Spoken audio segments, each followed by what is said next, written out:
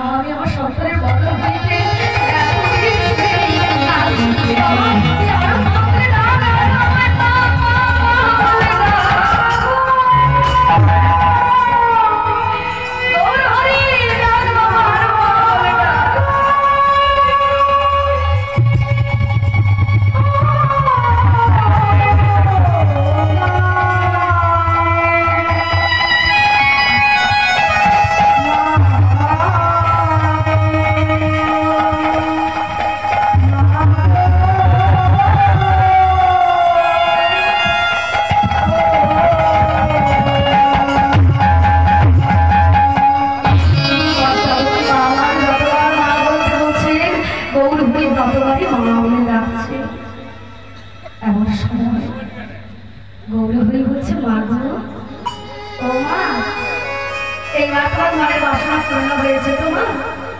এবার আমার কথা শোনো মা।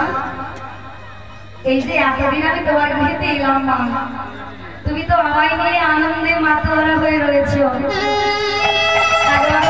ভেবেছ মা? বলে গৌরহরি এটা কি বলছিস? আমি তোর কথা ভাবিনি। বলে ও মা, তুমি তো সব ভেবেছ, কিন্তু আমার যে ক্ষুধা পেতে পারে সেটা তো ভাবছো না। আমার না খুব ক্ষুধা পেয়েছে, তুমি আমার কিছু খেতে দেবে না? দাও না মা, আমার একটু খেতে দাও। যেই না বলেছে মা আমার চোখে একটু না ধরে আমার সন্তান কতইটা ক্ষুধা সহ্য করে আমার এতদিন ধরে আমার কাছে রইল। ওরে গর্ভবতী আগে কেন বলিসনি? আমি তো সন্তান পেয়েছি, ভুলে গিয়েছি বাবা। ওরে গৌরহরি, তোর খুব ক্ষুধা পেয়েছে না বাবা? একটু অপেক্ষা কর। আমার ভিড় না ওই নদী দুগ্ধ মাখন রোডে ছাদার মতো কিছু অভাব নেই। আমি তোর জন্য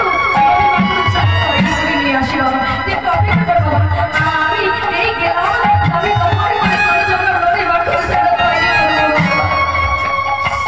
এই করে মা আমার সন্তানকে বসিয়ে দিয়ে ছুটে গেলেন তিনি গাভী দহন করতে।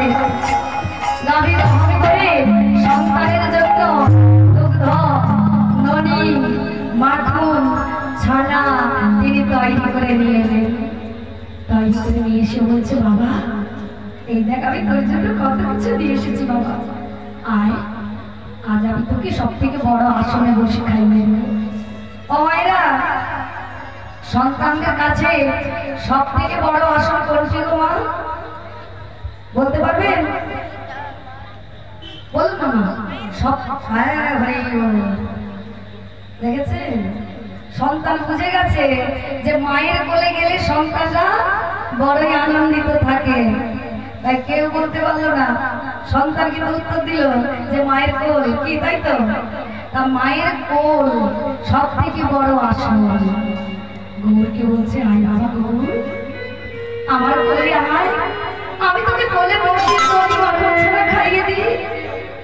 এই বলে গৌরকে মায়ের কোলে বসিয়েছে। আর মা কি বলছেন? ওরে খাও রে